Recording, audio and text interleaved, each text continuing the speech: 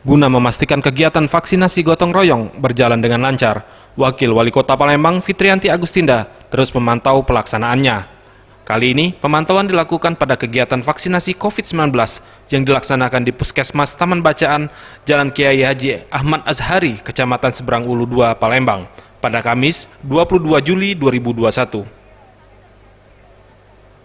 Dalam kegiatan ini, Wakil Wali Kota Palembang memantau masyarakat yang antusias datang ke puskesmas untuk menunggu giliran divaksinasi. Meski begitu, kursi antrean diatur di ruang terbuka dan menjaga jarak sesuai protokol kesehatan.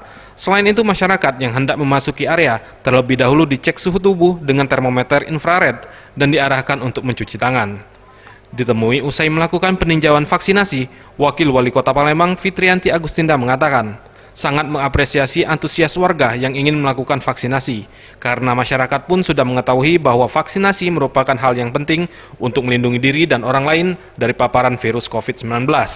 Pihaknya pun menghimbau agar masyarakat datang ke balai-balai yang telah disiapkan oleh pemerintah Kota Palembang untuk melakukan vaksinasi Sinovac secara gratis.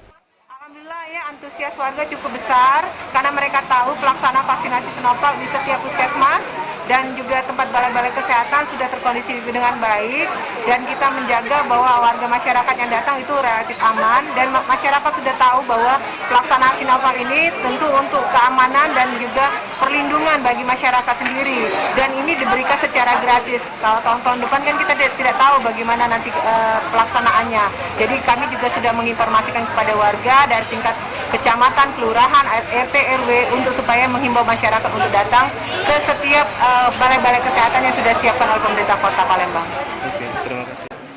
Tim Liputan Sriwijaya TV.